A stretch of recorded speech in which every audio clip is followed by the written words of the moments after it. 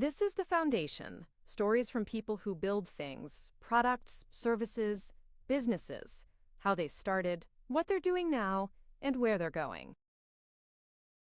Good day, Anne McCall, a copywriter and a liquid sketch artist, I would like to say. And you and I have known each other for many years. We started with AIGA a number of years, Yes. you as a copywriter and me still as a graphic designer. But I've followed what you've been doing lately. I'm really fascinated by your second hustle, if that's the right word. Yeah, more of an evolution. An evolution of liquid sketch. So, as per the name of this conversation, give us the foundation of liquid sketch. Well, it actually started as I was a copywriter in the wonderful world of advertising, where I was paired with art directors and designers, and we would be sent off to a room to go think of TV campaigns and ads and websites. So I was always a very visual copywriter. And I used to say, the more I'm a copywriter, the less I write, because it's always, how can we make this visual? How can we add visual elements? And then later with the web, how do we take these paragraphs of copy? How can we break them up? You can add tables, illustrations. So it's really more, how can we create clarity and hierarchy in communication? And then I saw the art of graphic recording, which is live synthesis of conversations in real time with icons, illustrations, and text. I first saw it on Twitter and I was fascinated by it back in the early days of Twitter. I started doing it on the iPad just for myself at conferences like the AIGA San Diego Y conference and Social Media Marketing World, which was a huge conference held here in San Diego. And particularly at Social Media Marketing World, I was covering, Guy Kawasaki and all these people, and they'd retweet my sketch notes done on the iPad. And then marketing managers started asking me to come to their conference. And just for about a decade, I had a parallel career of copywriting and going to conferences. But now I mostly go to conferences and C-suite meetings, strategy sessions, and help visualize conversations.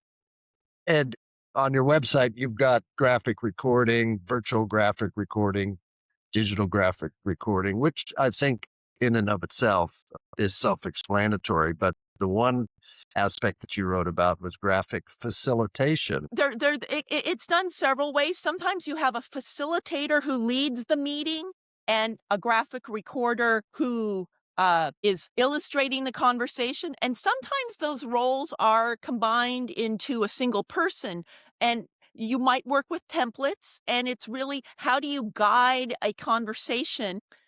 And graphic recording and graphic facilitation is really useful because it really helps them take ownership of the conversation when they see their words reflected on the board. Well, so I'm going to back up a little bit just in regards to the explanation for those watching. A company would hire you to come to a meeting or an event. And as you listen to a keynote speaker or another speaker, you would very quickly sketch those very ideas and words in combination. iPad, or whether it's a large art board or paper that's shared out later. Yes. Are you ever on the stage when they're speaking, or are you in the Sometimes I'm on audience? the stage, and it's Okay. particularly useful if it's like a panel conversation. Sometimes speakers don't want to share their visuals and PowerPoints and have a graphic recorder on stage. If I'm not on stage, I'm on the side or in the room somewhere, so people can actually watch it as it unfolds. Right. Which is always interesting in the world of listening and then seeing what's going on. You say the graphic recording makes ideas more memorable. I happen to know for myself personally, when I Yeah. rewrite things that I've said, it helps concretize Mhm. the ideas. So tell us a little bit about how graphic recording makes those ideas memorable for the people that you're working for. Yes. Well, first of all, as you said, if you're actually sketching or writing yourself, the numbers are like you'll retain 30 to 40% more of the information if you write it and illustrate it yourself. And for people who have been in the session and see the recording, it's using several parts of the brain, so it's engaging you more. It's engaging more parts of the brain, so it's creating a um, bigger impact. And times watching, whether you're telling a story or illustrating a story, people can experience that story almost in the same way. So it's just meeting people at different levels and supplying a different way for them to experience information. Have you learned over the years to be sort of unbiased about the information you're writing down? It's natural to presume that certain things that excite you or entice you, you might be more apt to sketch that or illustrate that. How do you sort of bridge between what I'm enjoying hearing versus what I think is important for the client to illustrate and Well, sketch? Dave, that's a really, really good question. And as a visual scribe, my role is to capture the information as it is coming across. Now, sometimes if we're in a conversation and you keep hearing the same idea over and over, if the idea has already been sketched, I might add a few more phrases. And then if there's more, I might add an exclamation point and more arrows to symbolize that this was a really big point and very important. And sometimes then if you look at a conversation that's been illustrated, then you can start making connections between ideas. But I'm there to capture conversations. They also are hiring you to give your impressions of the conversation. So sometimes, there is that benefit of ignorance. If I'm coming into a company, I like to know what the big trends or potential conflicts are, but then again, I don't know all the history. So sometimes I'll do a readout where they want my impression of what's come along. Or if it's a multi-day event, we'll start the second day by reviewing what was said on the first day. One of the other bullet points on your website, you say, shamelessly human. So tell us a little bit more about being shamelessly human. Shamelessly Human rose out of some of my copywriting efforts because AI is here. And for a lot of people, it does help improve their writing. I've always encouraged people and businesses to be conversational. So, um, AI, yes, I use AI particularly for proofreading. In this day, there's so much what we call the AI slop that being yourself and being human is how you stand out. So what do you have except you're bringing your point of view? How can you link all these disparate pieces of information together? That's your point of view. That's how you stand out. That's the lens by which you can do your job. So I can now feed a video into AI and it will regurgitate sketch notes. They lack humanity because they're often clip-like art, but Right. I think I mean, I don't believe AI is going to completely kill graphic recording because the in-person conversations are becoming more important, and the graphic recording, it takes a human to pick out the subtleties of the conversation. I wanted to ask you, you've been doing this for quite some time.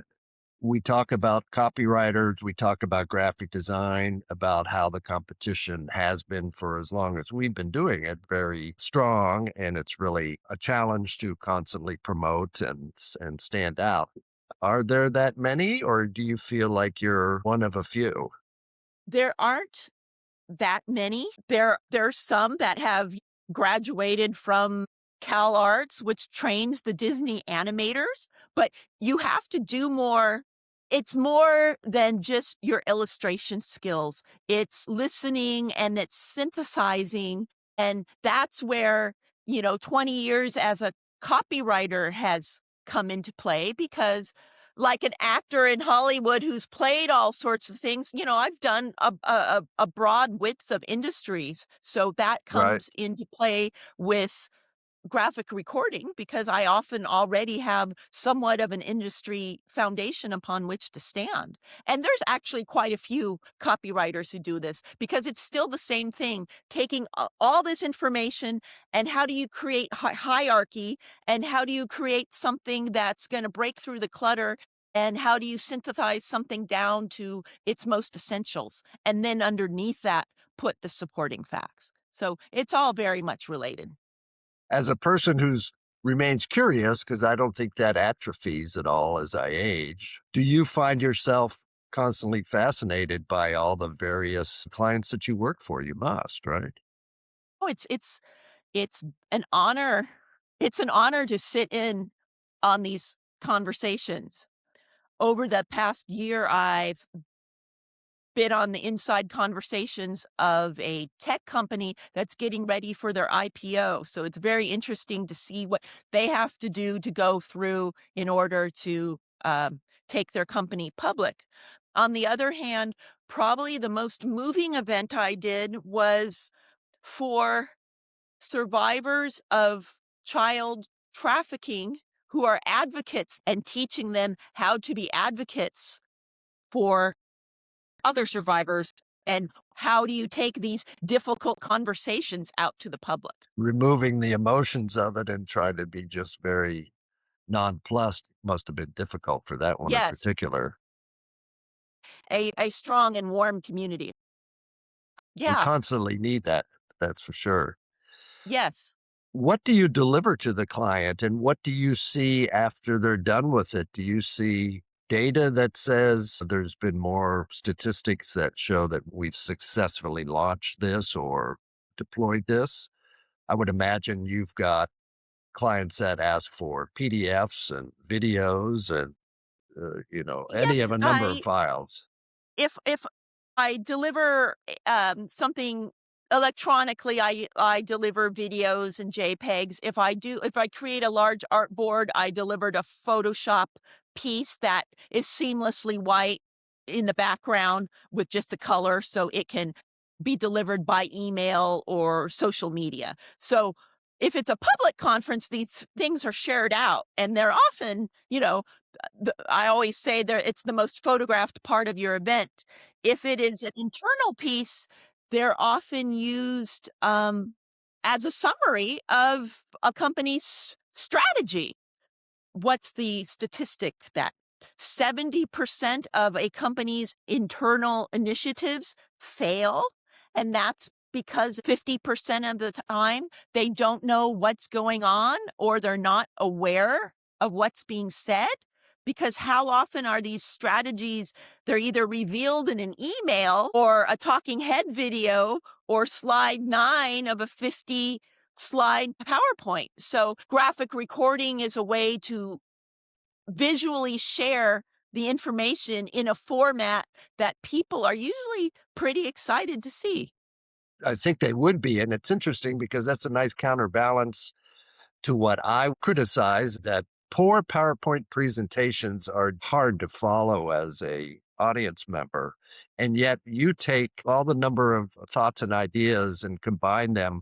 PowerPoint's just a tool that's being misused because we've all been to our design conferences and these wonderfully designed slides, which are a backup to a conversation, graphic recordings like that. Now, I did have a client ask, does this take the place of our report? And I said, no, because you're probably going to want all of these statistics and all of the case studies that support the success of your program, but the graphic recording is there to support your text. So again, it's how can we unroll this information in a way that people are excited to see? So the big graphic recording, you see the big sweeping concepts, but you still might need to deliver, you know, secondary data. And that's even how presenters should be. Give us the big sweeping visuals. And then if you need a leave behind, that's where you leave in additional data. So it's just knowing how can you create hierarchy of information and the best way to deliver it. And this matters whether it's an external audience or your internal audience, your employees. You have probably been told this numerous times over the years. Oh, you're so lucky. I don't know how to draw at all. And yet you say on your website that you're not really an artist. If you want a portrait, I can get somebody for you. But you obviously are pretty good at very gestural, quick sketches of things. So my question is, what have you gotten better at drawing over the years? Dave, this is it's been a an evolution because if you go back to my early Y conference sketch notes, they're pretty primitive to what I do now. So, the first thing I was able to draw really fast is an iPhone, but now I can draw the hand holding the iPhone. It has to be, it has to be the left hand because that's the way I know how to draw it. If it's the other hand, I have to work a little harder on it. And I've learned how to do, people much better. So it's just, I'll sit in front of the TV and practice sketching. So, over a 10-year period, my illustration skills have gotten better. But there are people who illustrate a heck of a lot better than I do. But I'm a better marketer. It's the idea that counts. It really is. It's the listening that makes the difference. You say, and I will end with this question, you are obsessed with spreading great ideas. And I think that goes back to what we talked about being curious and being interested in all the platforms and organizations and companies you're involved with. But have you always been obsessed with spreading great ideas? And that's why you became a copywriter and a visual artist? In the beginning for copywriting, in my 20s, I just wanted to make cool, funny stuff. As I became a business owner on my own, I realized that most businesses lack clarity in explaining what they do. So that drove my copywriting. Like, let's explain what you do. Once you are able to explain what you do in a clear manner, people will say, hey, that's for me. And now with the spreading ideas, particularly with graphic recording, I see companies that I work with and they have these wonderful strategic plans and then they don't happen. It's not because they're bad at strategy. They're bad at explaining and disseminating and spreading their strategy and getting their employees, you know, enthusiastically aligned and wildly energized about what's happening. So I see even the evolution of graphic recording going more into facilitation and more into what happens next. Like, okay, here's our sales plan, but you have your sales manager, your regional ones who are here, but what about the city sales managers and then your sales reps? So how do we spread that message? So it is about spreading ideas, but now it's also how do we implement them? And how do you make the complex simple, which is Right, a lot easier said than done, isn't it? right. And a barrier to that implementation is the art of communicating, whether that's through graphic recording or video. There's a big difference generationally than someone who grew up reading a newspaper. That is And absolutely true. information is still valid, but how do we deliver it now? Well, I appreciate our conversation, Anne, copywriter, liquid sketch graphic recorder. And I want to thank you for your time today. Well, thank you. And thank you always for the energized commitment you have to our creative community here in San Diego, helping people in these creative fields make businesses that can make a difference. It's hard to do by yourself, but we can do that in community. And I always appreciate the leadership and now the mentorship role you're taking. Well, thank you, Anne. I'm grateful you said that. The Foundation is produced by Studio Conover and edited by Brett Euler. Studio Conover is a strategic marketing design firm for manufacturers of building products. Visit studioconover.com for more information.